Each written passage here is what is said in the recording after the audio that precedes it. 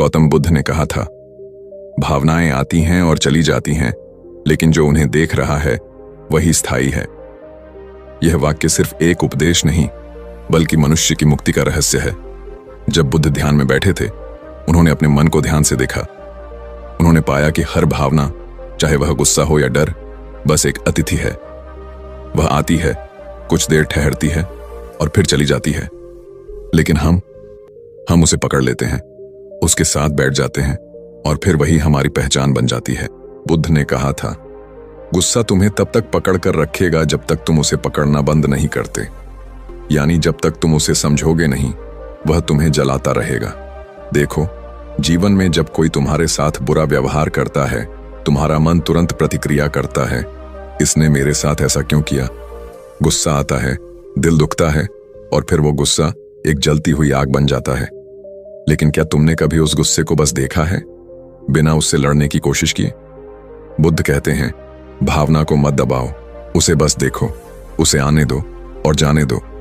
यही है मन की परिपक्वता। एक बार एक व्यक्ति बुद्ध के पास आया और उन्हें भला बुरा कहने लगा, गालियां दी, अपमान किया। शिष्य बहुत क्रोधित हुए, बोले, भगवान, ये व्यक्ति आपका अपमान कर रहा है, इसे रोकिए। बुद्ध मुस्कुराए और बोले, अगर कोई तुम्हें उपहार दे और तुम उसे स्वीकार न करो, तो वो उपहार किसके पास रहेगा? शिष्य बोले, उसके पास जिसने दिया। बुद्ध ने कहा, तो फिर ये अपमान भी उसी के पास रहेगा जिसने दिया। मैं उसे स्वीकार ही नहीं करता। देखा, यही भावनाओं की कला है, समझने की, न कि दबाने की। अगर बुद्ध भी उस अपमान को पकड़ लेते, तो वो भी उस व्यक्ति के बराबर हो जाते। लेकिन उन्होंने उसे देखा, समझा और जाने दिया। यही सच्ची स्वतंत्रता है। हम सबके जीवन में ऐसे पल आते हैं जब कोई बात दिल पर लग जाती है। कोई हमें नीचा दिखाता है, कोई हमें धोखा देता है, कोई हमारी अच्छाई का मजाक उड़ाता है और हम भीतर भीतर टूट जाते हैं। क्यों? क्योंकि हम अपनी भावनाओं को समझना नहीं जानते। हम बस उन्हें छुपाते हैं, दबाते हैं या फिर दूसरों पर निकाल देते हैं। लेकिन बुद्ध कहते हैं, दुख तब नहीं होता जब भावना आती है, दुख तब होता है जब तुम उसे पकड़ लेते हो। अब सोचो, अगर तुम अपने गुस्से को एक छोटे बच्चे की तरह देखो, वो भी तो बस तुम्हारा ही हिस्सा है। वो रो रहा है क्योंकि उसे किसी चीज की कमी महसूस हो रही है। अगर तुम उसे शांतिपूर्वक देखोगे, प्यार से समझोगे, तो वो खुद ही शांत हो जाएगा। लेकिन अगर तुम उसे डांटोगे, दबाओगे, तो वो और जोर से चिल्लाएगा। क्या यही नहीं होता हमारे भीतर? हम जितना गुस्से को रोकने की कोशिश करते हैं, वो उतना ही बढ़ता जाता है। इसलिए बुद्ध कहते हैं, ध्यान का असली अर्थ यही है, हर उठती भावना को साक्षी भाव से देखना। जब तुम किसी भावना को देखते हो, तो तुम उस भावना से अलग हो जाते हो। जैसे अंधेरे कमरे में दिया जला दो, तो अंधेरा खुद ही भाग जाता है। वैसे ही जब तुम जागरूक होकर किसी भावना को देखते हो, तो वो खुद मिट जाती है। दबाने से नहीं, देखने से मुक्ति होती है। बुद्ध ने कहा था, भावनाएं समुद्र की लहरें हैं और चेतना वो सागर है। लहरें उठेंगी पर सागर स्थिर रहेगा। हमारा मन वही सागर है। लहरें उठेंगी ही, गुस्सा, मोह, ईर्ष्या, वासना, ये सब आएंगे। लेकिन जो उस सागर की गहराई में उतर गया, उसे सतह की लहरें हिला नहीं सकती।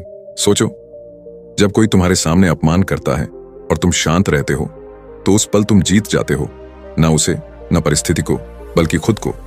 यही बुद्ध की शिक्षा है। उन्होंने कहा था, अपने मन पर विजय पाओ, तभी संसार पर विजय संभव है।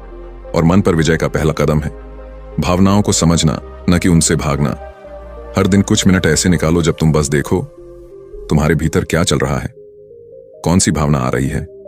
क्या वह डर है या गुस्सा या कोई पुराना दुख? बस उसे देखो, बिना जज किए। धीरे धीरे तुम पाओगे कि भावनाएं तुम्हारे ऊपर से गुजर जाती हैं, तुम्हें छूती तक नहीं। और यही है ध्यान की शक्ति, यही है असली शांति की शुरुआत। गौतम बुद्ध ने कहा था, जो व्यक्ति अपने भावनाओं का निरीक्षण कर सकता है, वह स्वयं भगवान के समान है।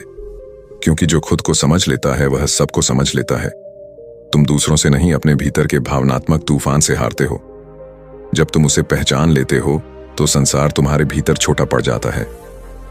एक बात याद रखना, भावनाएं बुरी नहीं होती, वे सिर्फ संकेत हैं कि तुम्हारे भीतर कुछ ध्यान मांग रहा है। जैसे दर्द बताता है कि शरीर में कुछ गलत है, वैसे ही गुस्सा बताता है कि तुम्हारे भीतर कोई अस्वीकार है। डर बताता है कि तुम किसी परिणाम से चिपके हुए हो। ईर्ष्या बताती है कि तुम अपनी तुलना कर रहे हो। अगर तुम इन भावनाओं को ध्यान से समझ लो तो वे तुम्हारे गुरु बन जाती हैं। बुद्ध ने कहा था, हर भावना में एक संदेश छिपा है, जो उसे समझ ले वो दुख से मुक्त हो जाता है। इसलिए अगली बार जब गुस्सा आए तो उसे दबाओ मत, बस अपने मन से कहो, ठीक है, मैं तुम्हें देख रहा हूं। जब डर उठे तो उससे भागो मत, कहो, तुम भी मेरा हिस्सा हो। जब ईर्ष्या आए तो खुद को कोसो मत, बस देखो, क्यों मैं तुलना कर रहा हूं। धीरे धीरे तुम्हारा मन प्रशिक्षित होगा। वो भागेगा नहीं, बस देखेगा और शांत रहेगा। यही बुद्ध का मार्ग है, क्योंकि जब तुम भावनाओं को बस देखना सीख लेते हो तो तुम उनसे ऊपर उठ जाते हो। फिर ना कोई तुम्हें चोट पहुंचा सकता है, ना कोई तुम्हारे भीतर की शांति छीन सकता है। फिर तुम वही बन जाते हो जो बुद्ध कहते थे, कमल की तरह कीचड़ में रहकर भी निर्मल। और यही मन की असली साधना है, भावनाओं से लड़ना नहीं, उन्हें समझना। हर भावना को अनुभव करो, पर उसकी गुलामी मत करो। जब ये कला आ जाएगी तो अगला कदम आसान हो जाएगा, जहां हम सीखेंगे मन को कैसे दिशा देनी है, कैसे उसे अपने उद्देश्य की ओर मोड़ना है। क्योंकि बुद्ध का मार्ग यहीं खत्म नहीं होता, वो हर कदम के साथ और गहराई में जाता है। जहां भावनाएं खत्म होती हैं, वहीं ज्ञान की रोशनी शुरू होती है। कभी ऐसा हुआ है कि आप किसी चीज के बारे में सोचने से खुद को रोकना चाहते थे, पर वो विचार बार बार लौट आता है। आप कहते हैं, अब बस, अब और नहीं सोचूंगा, और ठीक उसी क्षण वही विचार और गहराई से मन में उतर जाता है। जितना दूर भागते हो वो उतना पास चला आता है। यही तो हमारे जीवन की सबसे बड़ी उलझन है। हम विचारों से भागना चाहते हैं, लेकिन ये भागना ही उन्हें और ताकत देता है। गौतम बुद्ध ने कहा था, विचार ही तुम्हारा भविष्य है, क्योंकि वही तुम्हारा आज बनाते हैं। लेकिन उन्होंने एक और गहरी बात कही, विचारों से मत लड़ो, उन्हें बस देखो, क्योंकि जो देख रहा है वही तुम हो। मन एक नदी है, हर पल उसमें विचारों की धारा बह रही है, कभी साफ, कभी गंदी। और हम क्या करते हैं, हम उस नदी में कूद जाते हैं और बहने लगते हैं। कभी दुख की लहर पकड़ लेते हैं, कभी डर की, कभी भविष्य की चिंता की। पर बुद्ध कहते हैं, तुम्हारा काम नदी में बहना नहीं, किनारे पर बैठकर उसे देखना है। यही अवलोकन है और यही मुक्ति का द्वार। देखो, जब तुम सोचते हो मुझे ये विचार नहीं चाहिए, तो तुम उसे दोबारा अपने दिमाग में महत्व दे देते हो। विचार उसी पल कमजोर होता है जब तुम उसे ध्यान देना बंद कर देते हो। बुद्ध ने कहा था, विचार को मिटाने की कोशिश करना ऐसे है जैसे आग को हाथ से बुझाना, जितना छुओगे उतना जलोगे। बस देखो उसे, उसकी जड़ समझो, वह कहां से उठ रहा है। तुम्हारे मन में अचानक एक विचार आता है, मैं असफल हो जाऊंगा। अब तुम डरने लगते हो, उस विचार को सही मान लेते हो, और वही डर फिर तुम्हारे व्यवहार में उतर जाता है। तुम कोशिश करने से पहले ही हार मान लेते हो। लेकिन अगर तुम उस पल रुक जाओ और खुद से पूछो, ये विचार आया कहां से, तो तुम्हें दिखेगा वह किसी पुरानी असफलता से जुड़ा हुआ है। कोई पुराना दर्द, कोई पुराना अनुभव। बस उसे पहचानो और वह धीरे धीरे घुल जाएगा। बुद्ध कहते थे, जैसे पेड़ की जड़ काट दो तो पत्ते अपने आप सूख जाते हैं, वैसे ही विचार के स्रोत को देख लो, वो अपने आप मिट जाएगा। हमारा मन एक घोड़े की तरह है, अगर तुम लगाम छोड़ दो तो वह भागेगा, लेकिन अगर तुम लगाम कस दो तो वह तिलमिलाएगा। बुद्ध ने तीसरा रास्ता बताया, बस उसे देखो, उसे समझो, उसकी चाल पहचानो। धीरे धीरे वह खुद शांत हो जाएगा। वो कहते थे, विचारों को रोकना मूर्खता है, उन्हें देखना बुद्धिमत्ता है। अब जरा सोचो, जब तुम शांत बैठते हो और विचार आते हैं तो उन्हें अच्छा या बुरा मत कहो, बस देखो कि यह विचार किस दिशा से आया, किस भावना से जुड़ा है, डर से, वासना से, गुस्से से, या किसी अधूरी चाह से। जब तुम विचार को उसकी जड़ में जाकर देखते हो तो वह मिट जाता है, क्योंकि प्रकाश और अंधेरा साथ नहीं रह सकते। जागरूकता और विचार दोनों एक साथ नहीं चल सकते।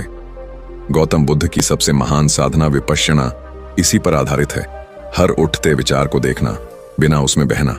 उन्होंने अपने शिष्यों से कहा था, जब विचार उठे तो बस कहो, विचार उठ रहा है। जब वो मिटे तो बस कहो, विचार मिट रहा है। न निर्णय, न विरोध, न दबाव, बस देखना। आज की दुनिया में हम हर चीज का इलाज बाहर ढूंढते हैं, तनाव का, चिंता का, बेचैनी का, लेकिन असली इलाज है अवलोकन। जब तुम अपने विचारों को देखना सीख लेते हो तो तुम उनसे अलग हो जाते हो। तब वे तुम्हें नहीं चलाते, बल्कि तुम उन्हें दिशा देते हो। यही है मन पर महारत का पहला नियम। विचार तुम्हारे सेवक हैं, मालिक नहीं। अब बात करते हैं वर्तमान की, क्योंकि बुद्ध ने साफ कहा था, विचार अतीत से आते हैं और भविष्य में भागते हैं, लेकिन जीवन सिर्फ वर्तमान में है। हम या तो कल के पछतावे में फंसे रहते हैं या आने वाले कल की चिंता में। पर क्या कभी किसी ने आज को महसूस किया है, इस सांस को, इस क्षण को, इस जीवन को? जब तुम सचमुच वर्तमान में होते हो तो विचारों की पकड़ अपने आप ढीली हो जाती है, क्योंकि विचार को जीने के लिए समय चाहिए, या अतीत या भविष्य। वर्तमान में बस होना है, सोचना नहीं। एक बार एक व्यक्ति बुद्ध के पास आया, कहा, भगवान, मेरा मन बहुत बेचैन है। मैं हर समय सोचता रहता हूं, कुछ अच्छा, कुछ बुरा, कुछ डरावना। बुद्ध मुस्कुराए और बोले, ठीक है, जब भी कोई विचार आए उसे मत भगाओ, बस अपनी सांस पर ध्यान दो और उसे आते जाते देखो। वो टिक नहीं पाएगा। वह व्यक्ति कुछ ही दिनों में समझ गया, विचार का अस्तित्व सिर्फ तब तक है जब तक तुम उसे पकड़ कर रखते हो। जैसे बादल, जो सिर्फ तब तक दिखता है जब तक तुम उसे आकाश से अलग समझते हो। लेकिन जब तुम समझ जाते हो कि बादल भी आकाश का हिस्सा है, तो फिर ना बादल परेशान करता है, ना आकाश। आज की दुनिया में लोगों का सबसे बड़ा दुख यही है, वे सोचते ज्यादा हैं, जीते कम। बुद्ध कहते थे, जो व्यक्ति सोचते सोचते जीना भूल गया, वह असली जीवन से कट गया। विचार जरूरी है, लेकिन सिर्फ उतने ही जितने जीवन के लिए आवश्यक हैं। तुम्हें गाड़ी चलानी है, विचार चाहिए।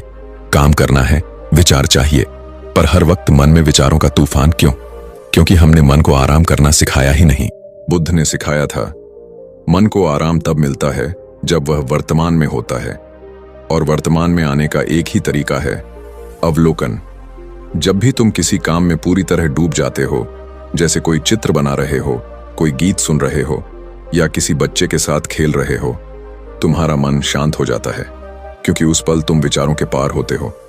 तुम बस होते हो, और वही माइंडफुलनेस है, वर्तमान में होना। गौतम बुद्ध ने कहा था, जिसने इस क्षण को पहचान लिया, उसने जीवन को पहचान लिया। क्योंकि जीवन अतीत में नहीं है, न भविष्य में, वह यही है। जब तुम वर्तमान में जीते हो तो विचार तुम्हारी सेवा करते हैं, लेकिन जब तुम विचारों में जीते हो तो जीवन तुम्हारी सेवा करना छोड़ देता है। सोचो, अगर तुम सुबह उठो और बस 5 मिनट अपने विचारों को देखो, कितना सरल लगेगा, पर कितना गहरा परिणाम देगा। तुम्हें दिखेगा कि मन बिना वजह इधर उधर भटकता है, कभी किसी पुराने झगड़े की याद लाता है, कभी किसी भविष्य की चिंता। बस देखो, धीरे धीरे वह थक जाएगा और शांत हो जाएगा, क्योंकि मन हमेशा ध्यान चाहता है।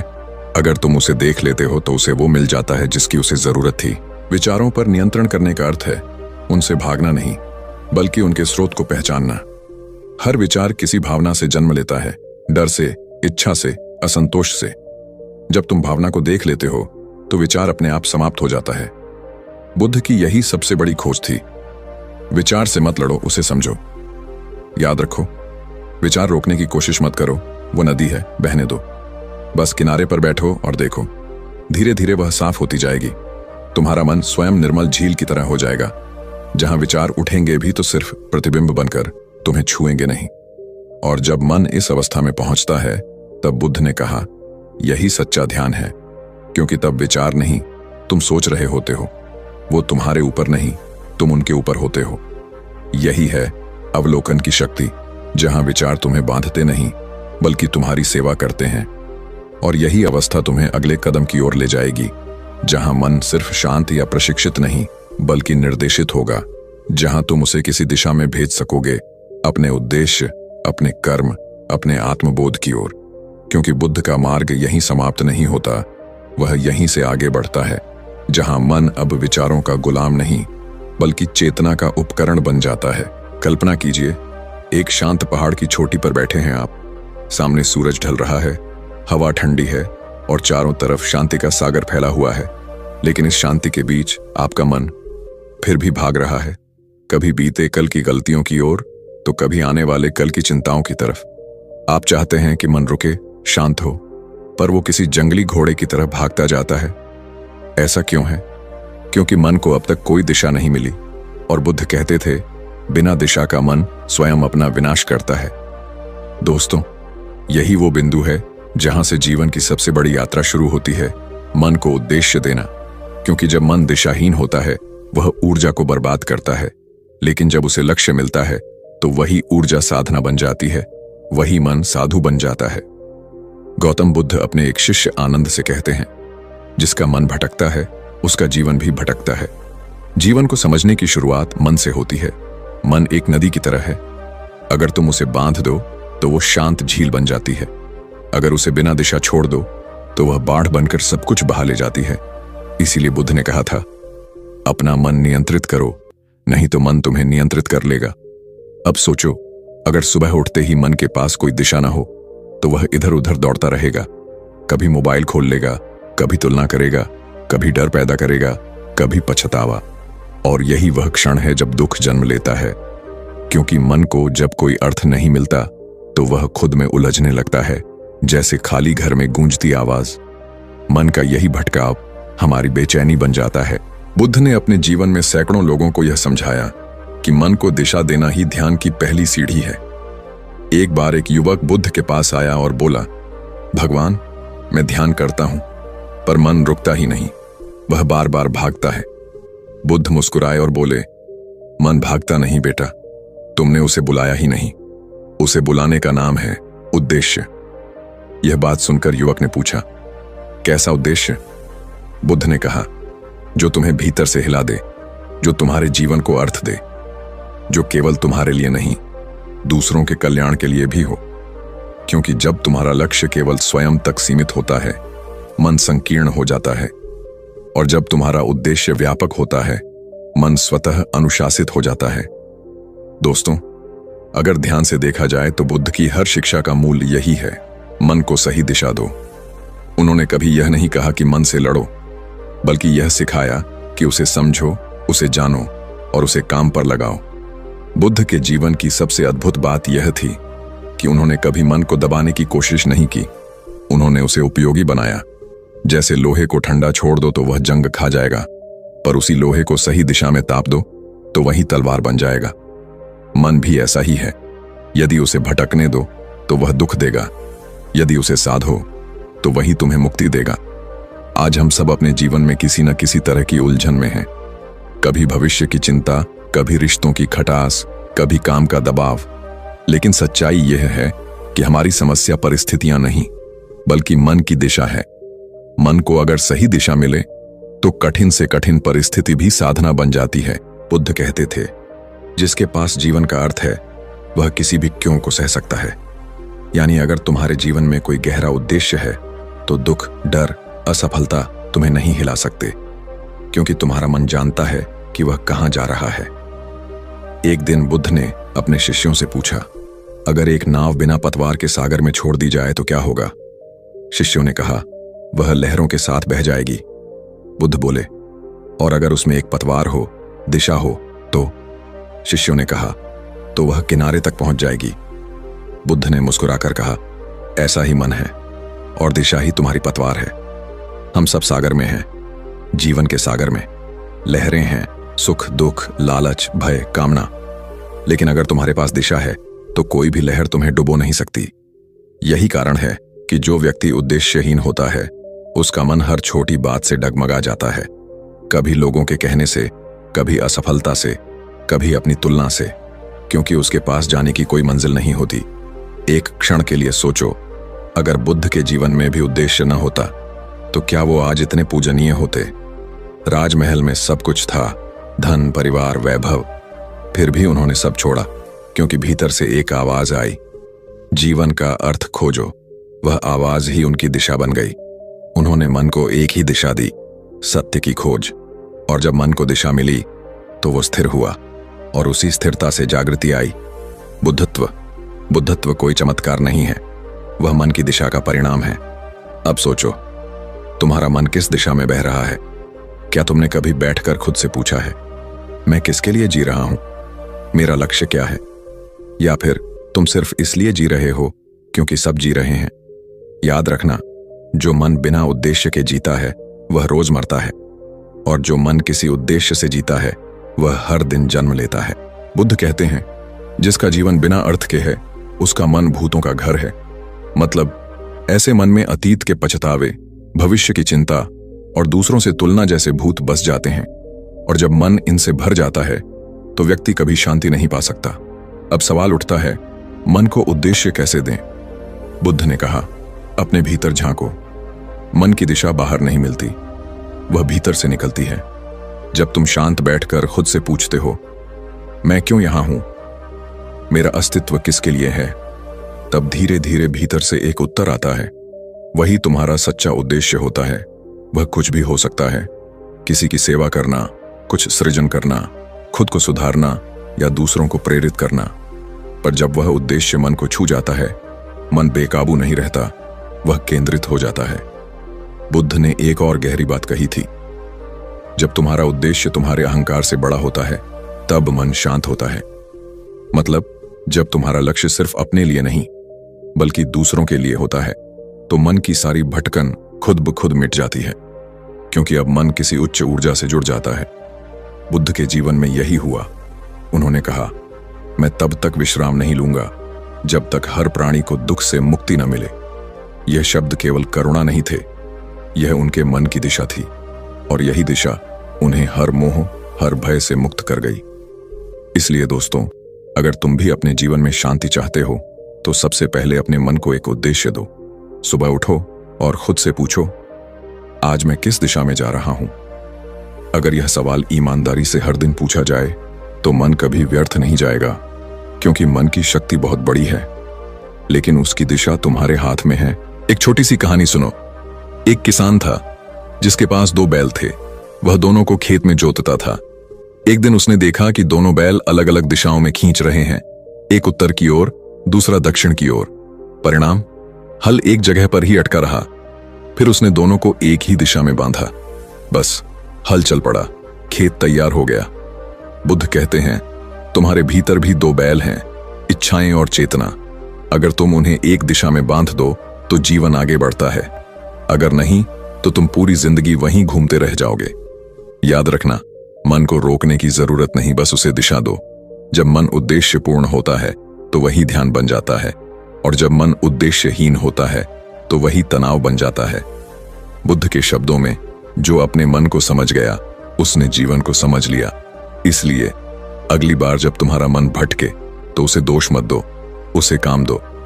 जब तुम मन को एक दिशा में लगा दोगे, वह तुम्हारा सबसे बड़ा साथी बन जाएगा, तुम्हारा सेवक बन जाएगा, और तब कोई भी बाहरी परिस्थिति तुम्हें हिला नहीं पाएगी। तो दोस्तों, अब समय आ गया है अपने मन को एक दिशा देने का, क्योंकि बिना दिशा का मन अपने ही विचारों में डूब जाता है, पर जब तुम उसे अर्थ दे देते हो, वह तुम्हें ऊंचाइयों तक ले जाता है। बुद्ध कहते हैं, जो अपने मन को दिशा देता है वह अपने भाग्य का निर्माता बनता है। तो चलो, आज से हम सब मिलकर अपने मन को वही दिशा दें जो हमें प्रकाश की ओर ले जाए, अंधकार से बाहर निकाले। मन को अपना सेवक बनाओ, मालिक नहीं।